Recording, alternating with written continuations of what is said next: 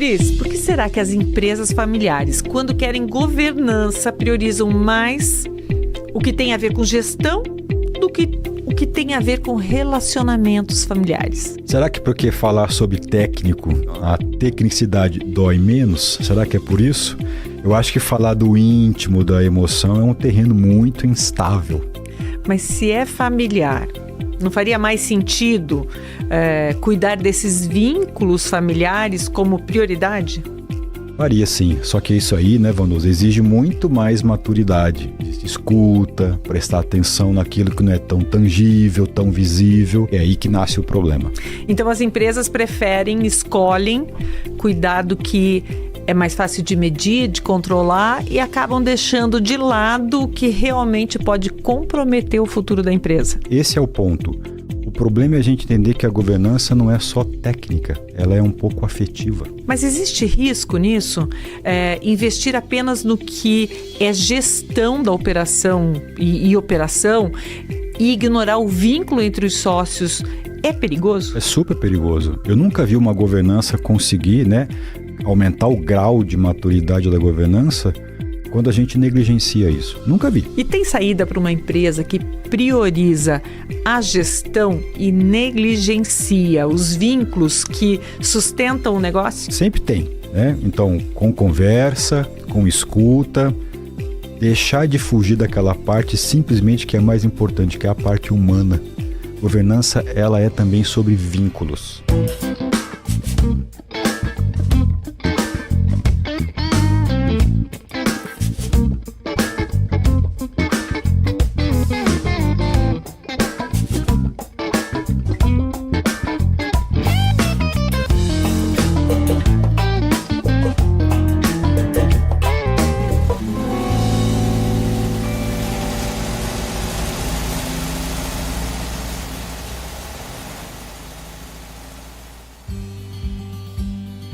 Estamos começando mais um Tem Saída com Cristiano de Oliveira e hoje para falarmos de um paradoxo que ronda boa parte das empresas familiares.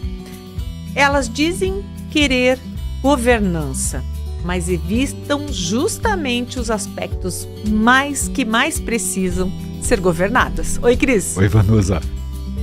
Posso puxar para o meu lado e fazer uma análise aqui que você vai dizer que sim ou que não, mas isso me parece ser problema de comunicação. Sempre é, né? Também. Dá a impressão que a gente sempre fala que o problema é a comunicação, mas você sabe que você tem toda a razão. Né? Eu acho que a comunicação, o dia que as pessoas se comunicarem bem, você sabe muito bem o que é isso, como fazer isso. Olha, eu diria assim, não resolvemos todos os problemas da humanidade, mas a gente dá uma boa solucionada em quase tudo, né? Você não acha? Acho que tem a ver com comunicação, sim. Acho que esse tema especial tem a ver, talvez um passo até um pouquinho anterior da comunicação, que é uma tomada de consciência. Porque a gente só se comunica quando a gente sabe. Não dá para falar daquilo que a gente não sabe o que é. Tudo que está assim na esfera daquilo que é meio, tá no ar e que eu não estou meio pé da situação, a gente não fala. Agora, então, se não está comunicando, será que não vale a pena a gente questionar? Será que essa pessoa não está comunicando porque ela nem sabe ou ela não tem consciência? Eu gosto de fazer essa parada e dar esse passinho para trás para tentar te responder, né?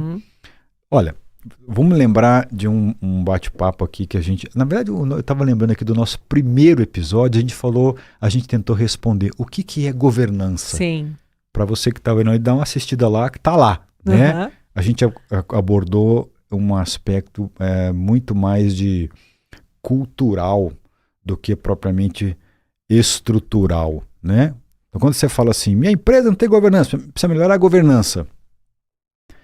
Ainda vem um pouco essa questão da estrutura, ferramenta, processo, sistema, organização, papéis e responsabilidades, pingos nos is, separação. Parte mais técnica, né? Isso vem, e acho que sempre vai vir, e acho que é super importante. Tem muita gente que tem resistência com relação a isso, porque vai engessar, vai ficar burocrático, eu vou demorar para decidir, que é melhor. Eu acho que são observações que fazem sentido, tem bastante a ver, mas eu acho que não é só isso, né? Eu acho que tem um aspecto que não é tão explorado. Eu me perguntei um tempo atrás por que esse aspecto que eu estou falando que não tem explorado nunca veio para a mesa quando a gente traz o tema governança. Vou voltar ali atrás. Naquele episódio, acho que em outros episódios, a gente comentou de uma pesquisa que eu tinha feito e tinha perguntado para vários conselheiros e sócios o que era prioritário nas empresas em termos de governança. E me lembro bem, nossa, como se fosse hoje. Foi a minha dissertação de mestrado isso daí.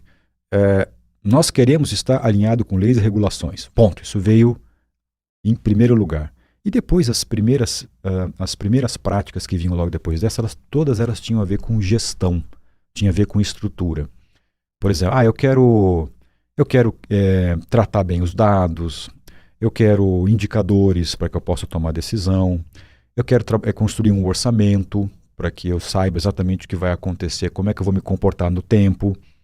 Eu gostaria de um plano estratégico, assim, que pudesse me dar visibilidade, me desse assim, como é que eu vou mitigar alguns riscos, como é que eu vou ter que tratar investimentos, né? Eu gostaria, o que veio mais lá? Eu gostaria de melhores, ter um sistema bom, eu gostaria de algumas ferramentas. O que mais veio? Gostaria de que as políticas estivessem escritas para que cada um saiba, né, o que tem que fazer. Depois dessas primeiras, aí mais no meio, assim, eram umas 40 práticas, veio uma coisa do tipo assim, eu queria também que tivesse um pouco de, papéis e responsabilidades melhor delimitados. Essas eram as primeiras. Aí quando eu olhei para aquilo, quando eu fiz isso, eu estava querendo coletar, naquela época, o que estava na minha cabeça. Quais são os pontos principais, o que é essa turma que está no conselho ou é dono de empresa familiar, limitada ou SA fechada. O que essa turma está dizendo, está elegendo como prioritário quando ela fala que ela quer aumentar o grau de maturidade de governança da sua empresa? Isso é o que eu estava investigando. E legal, bateu com a minha hipótese e a partir de então eu venho tratando desse tema. Os anos foram passando e eu me peguei novamente voltando para essa pesquisa, voltando para essa questão e me perguntando o seguinte,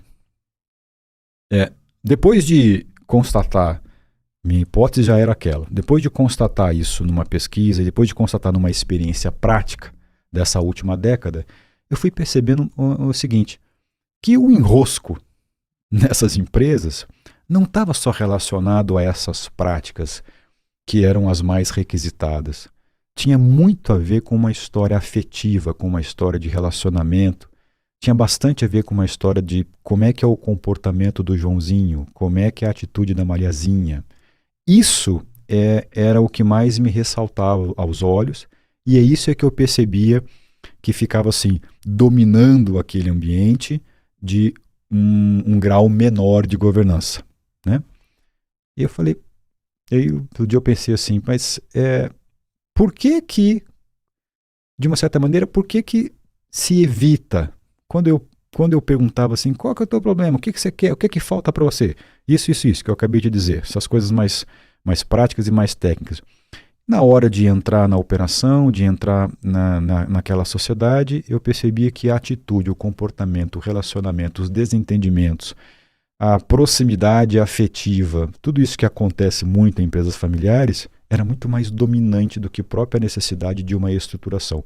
Por que isso não estava nas respostas que eu coletava lá atrás?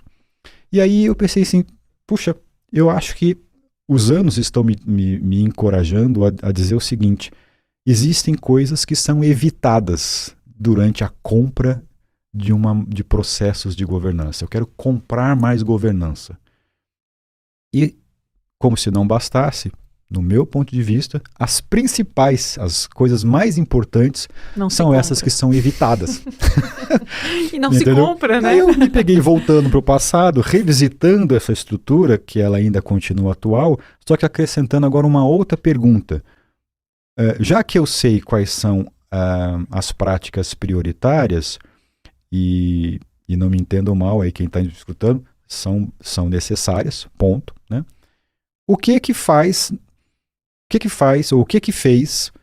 que tem feito esses sócios não trazerem aquilo que eu acho que é tão mais importante, se não mais importante ou importante no mesmo momento, no mesmo nível, em relação a esses processos, ferramentas que são os relacionamentos, o comportamento e a atitude.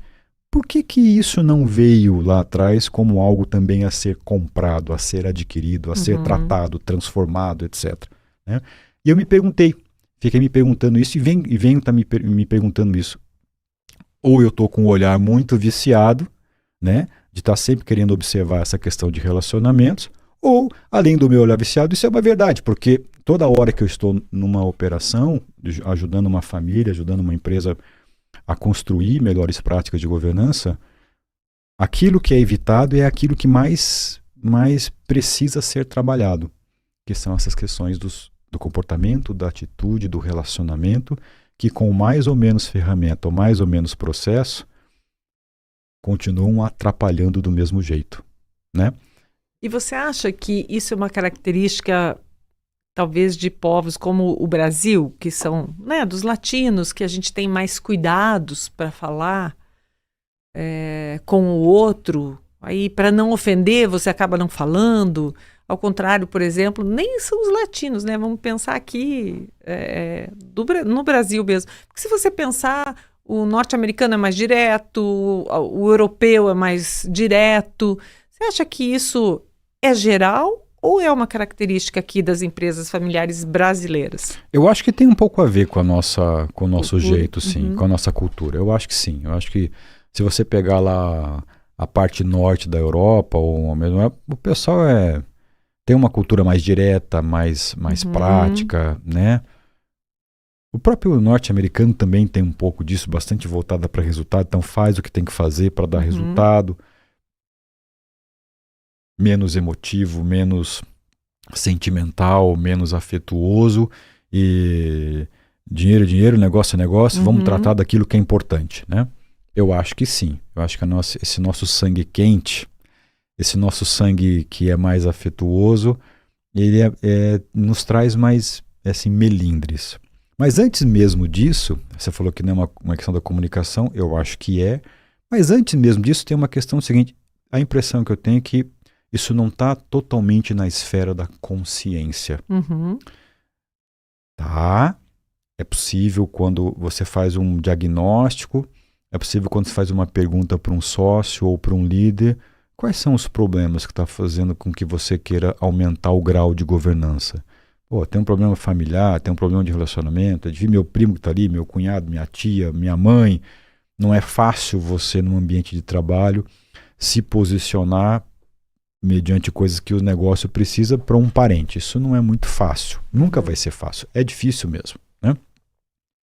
Mas eu vim percebendo também assim que não está na ponta da língua de todo mundo. Não é todos que têm essa consciência do quanto o relacionamento, a atitude, o lado mais afetuoso, que é o lado familiar, atrapalha ou impede a governança. Vou dar um ou dois exemplos para ficar claro, para ilustrar isso daqui, né? Eu estou no conselho numa empresa onde você tem 5 sócios, são 2 famílias, metade, tem um lá que é 3 para cá e 2 para lá. E tem um familiar, uma pessoa que é o sócio que ele assume a liderança, então ele é o número 1 nesse negócio, e ele saiu comprando que nem um louco um monte de ferramenta, né, que ele quis chamar de ferramenta de governança, de gestão. Melhorou o sistema, trocou alguns processos, trocou pessoas, escreveu uma série de políticas, dividiu responsabilidades para cada um. O que mais que ele fez lá? Chegou a colocar depois auditoria, mudou a forma de leitura dos indicadores, criou lá um relatório para poder mostrar o desempenho da empresa de resultados mensal, com análise, etc. Fez uma série de coisas bem legais e bem interessantes, a ponto de ele dizer o seguinte: agora eu estou com o domínio da empresa nas mãos. Eu consigo ver, consigo enxergar, consigo analisar, consigo colocar o meu ponto crítico, consigo perguntar para o outro tal. E ele estava com um ferramental que realmente permitia isso. Passou o tempo, alguns problemas no dia a dia da operação persistiam. Poxa, mas eu comprei isso, fiz isso, troquei. Por que a gente não está conseguindo resolver algumas coisas que já são de longa data aqui nessa operação? Aí nós vamos chegar à conclusão, para encurtar essa história, que o problema é que mesmo com a nova política, com a ferramenta e com o sistema, as pessoas que estavam usufruindo dessa estrutura eram as mesmas e eram familiares. E tinha o mesmo ponto de vista, tinha o mesmo enrosco, tinha a mesma interrogação com atitudes do passado, que tinha a questão de hierarquia familiar, obedeço, não obedeço, enfrento, não enfrento, falo, não falo, posiciono, não posiciono. Isso não foi tratado. É mais ou menos como se inscrever num curso avançado sem ter feito o básico. Onde o básico seria assim, olha, não cumpre tudo isso sem você contar para o teu familiar que ele vai ter que mudar a atitude para uma nova ferramenta. É mais ou menos isso daí. E eu fui percebendo que isso tinha uma espécie de um efeito dominó.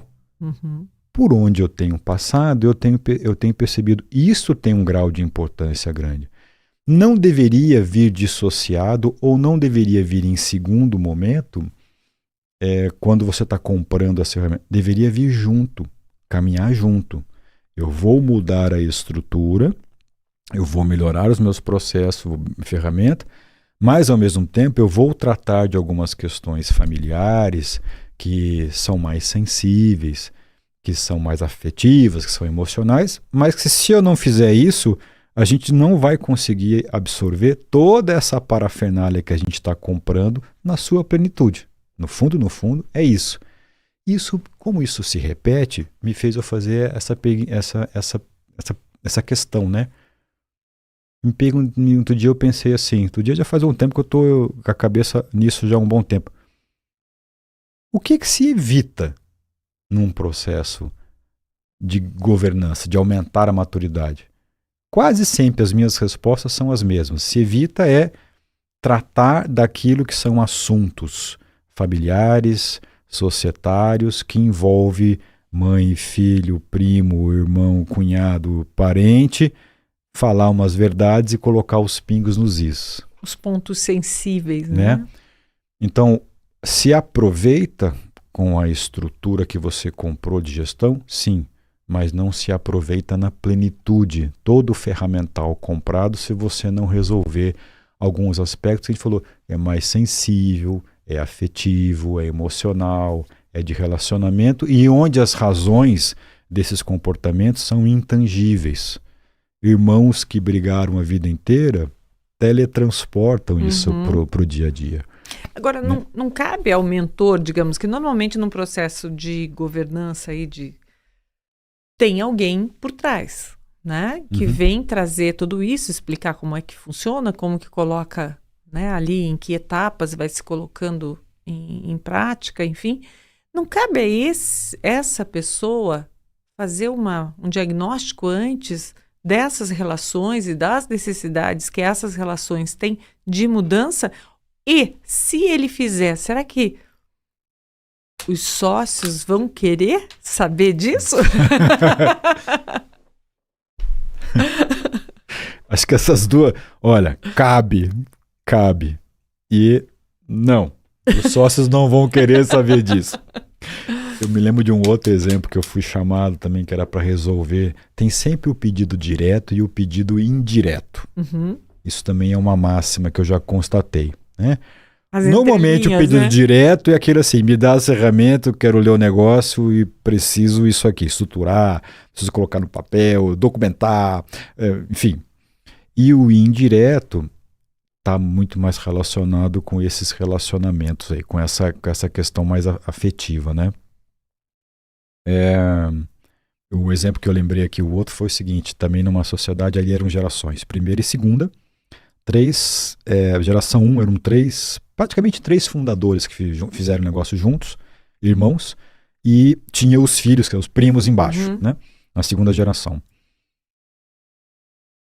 Essa empresa vinha crescendo, chegou a um patamar onde a primeira geração não estava conseguindo falar tudo o que ela queria para a segunda. Umas pessoas embaixo, na segunda geração, e quem estava em cima dizia o seguinte: olha, tem 1 ou 2 aqui que eu gosto. Eu acho que tem tudo a ver para levar essa nossa empresa pelos próximos. Nós caminhamos 40 anos, essa pessoa vai conseguir levar os próximos 40. Agora, tem os outros que eu não consigo enxergar a mesma competência, a mesma disposição, a mesma vontade para isso. Aí um falou assim: Cris, eu não vou dizer isso. Você vai ter que dizer, né?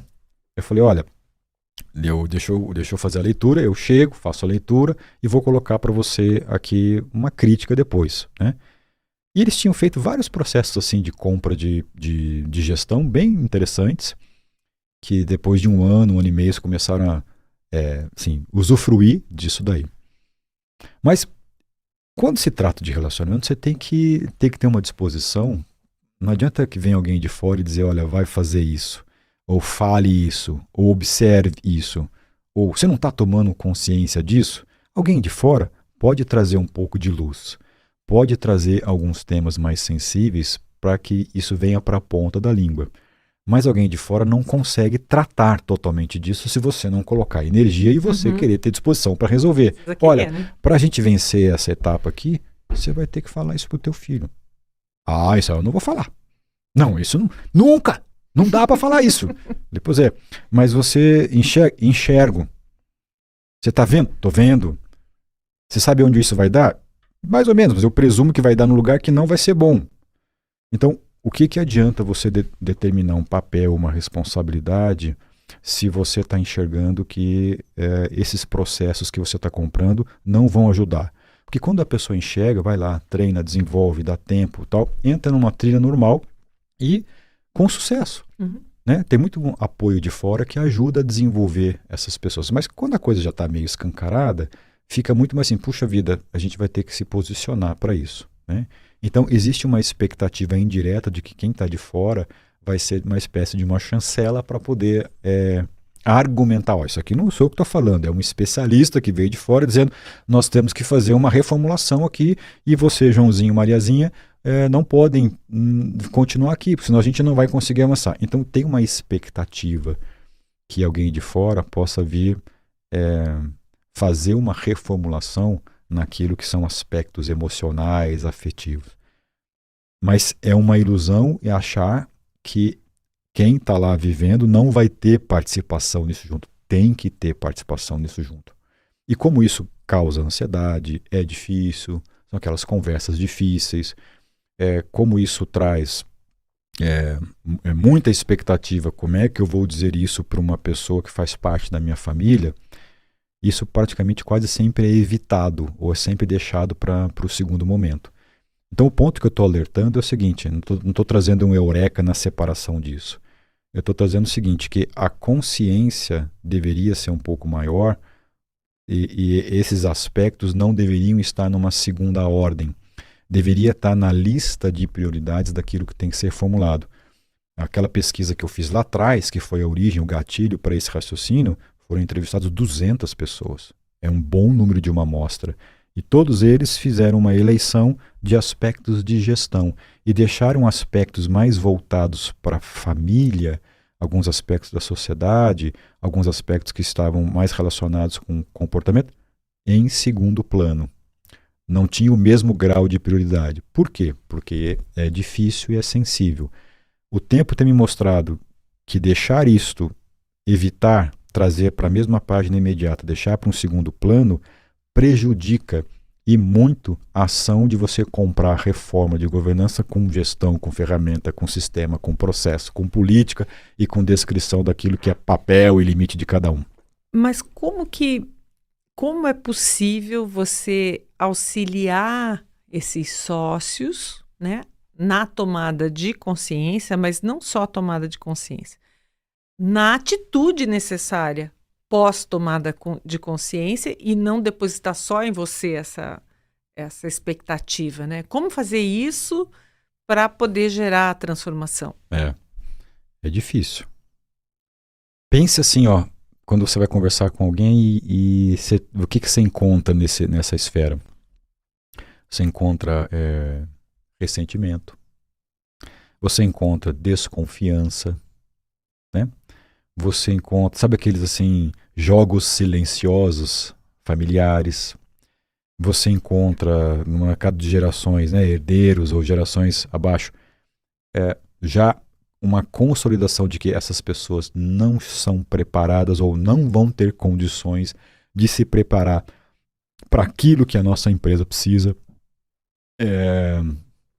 Você encontra coisas que atrapalham muito, né? São as famosas escorregadas nas cascas de banana, né? O almoço de domingo, né? Onde depois o jantar no meio da semana é onde está lá um sócio e em cima o outro sócio embaixo de outra geração, fala o que não devia, promete o que não deveria prometer, dá esperança quando na verdade ele queria cortar as asas dessa esperança. Então isso é um emaranhado de um jogo que eu chamo de um jogo silencioso, de indireto, que acaba fazendo com que a gente não consiga falar, comunicar. Aí eu acho que a tua observação no início ela vem bem. É muito difícil você falar, né? Se distanciando do juízo de valor, do ressentimento, dos seus achismos, da dificuldade que é de dizer um não para um parente, de colocar o espelho na frente do outro. Então, eu já vi assim uma dezena de empresas investirem em alguns processos, mas se você não trata disso, você põe a melhor maquinário na mão da pessoa, mas o juízo de valor, a certeza que essa pessoa aqui, que é da minha família, não tem competência para entregar o que eu preciso. E você dá uma ferramenta de última geração para ela entregar aquilo que você precisa, mas você sabe que ela não vai entregar. Então eu já vi assim, isso custa, né? Custa dinheiro, custa tempo, custa energia. O que eu quero dizer é, não dá para ser tratado em segundo plano, não dá para ser evitado.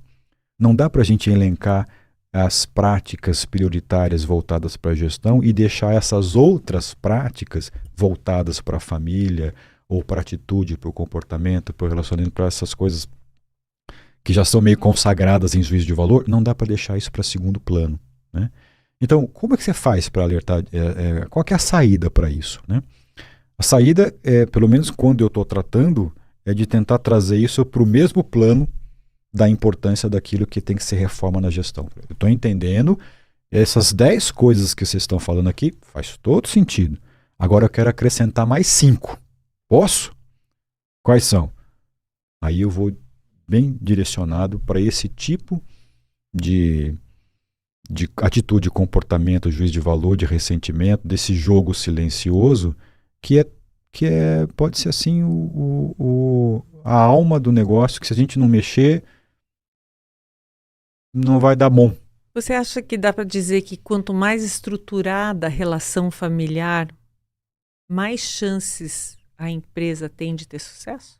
Quanto mais estruturada a relação familiar, né? As relações entre os membros da família. Eu tinha anotado uma frase aqui que eu tinha pensado, eu escrevi isso aqui para não esquecer, né? A governança real começa quando a empresa decide parar de fugir de si mesma. E é isso, né? Priorizar a gestão muitas vezes uma forma de evitar a dor de olhar para dentro da família, para dentro dessa estrutura societária, né? Uma outra coisa que eu coloquei aqui, que eu também queria colocar, assim, implementar a governança para trazer esse segundo plano para o primeiro, é lidar com identidade, é lidar com afeto, é lidar com expectativa, é lidar com memórias familiares, é lidar com ressentimentos, é lidar com juízos de valor pré-estabelecido de anos, às vezes de um desempenho que nem era um desempenho no palco da gestão, era um desempenho no palco da própria família, né? E isso exige muita escuta. Você que é uma pessoa da comunicação, eu ouvi uma coisa que eu lembrei de você esses dias. A matéria-prima para a comunicação é a audição. Não é isso? É isso. Precisa de escuta, né? precisa até um pouco de coragem para você poder enfrentar aquilo que você está escutando. Uma coisa é escutar, já é um grande passo quando você escuta. A outra coisa é a coragem para isso, né? E precisa de processos para incluir essa família de uma maneira estruturada. Então, tem meios de você auxiliar a própria família que está numa gestão a também cada um escutar e tomar consciência do que realiza bem e dos seus próprios gaps. À luz daquilo que você quer lá na frente, tem que ter conversas francas para saber se a família que está ali vai ser serão as melhores pessoas para chegar lá, né?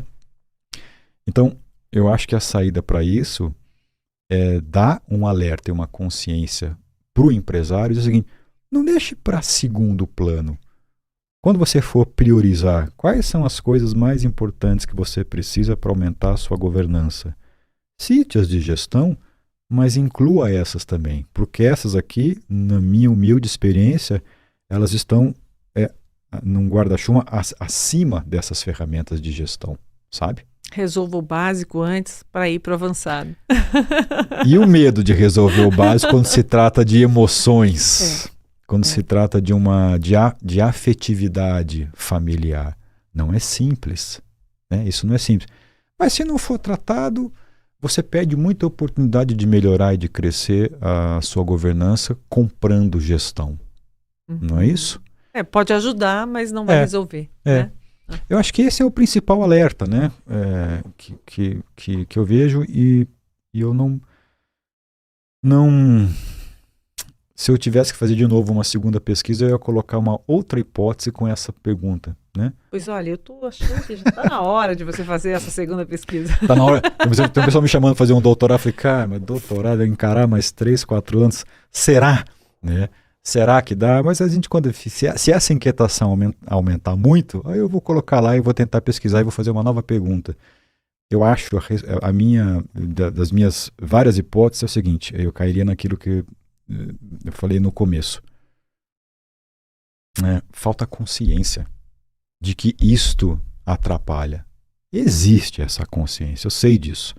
Mas a profundidade dessa consciência, o quanto isso atrapalha, o quanto você não investir numa melhora dessas questões familiares, eu diria que ela poderia ser muito mais profunda. Essa, para mim, é o ponto principal. Então, a saída é fazer uma introspecção, buscar a ajuda de um terapeuta, talvez, e aí, então, partir para as questões de governança, né? Eu acho que um dos papéis que a gente pode aqui é trazer esse tipo de... A inquietação. Trazer esse complemento. Olha, se alguém estiver escutando a gente, fala assim, puxa, deixa eu prestar atenção. Se eu estou prestando atenção nessas coisas que são mais intangíveis, mais do relacionamento. Tem alguém aqui, tem alguém lá dizendo o seguinte: olha, isso aqui prejudica a compra de processos e ferramentas, prejudica o andamento daquilo que você está investindo como prática prioritária. Eu acho que essas têm que ser prioritárias também. É literalmente fazer a lição de casa em casa. Não é? Exatamente isso. Obrigada, Cris. Gente, pensa aí, como é que é na sua empresa? O que você gostaria de mudar nos relacionamentos entre os sócios, entre os familiares que atuam junto com você? Eu acho que esse é um ótimo questionamento que o Cris trouxe hoje. Obrigada, Cris. Até a próxima. Para vocês, até a próxima. Obrigado. Tchau, pessoal. Até a próxima.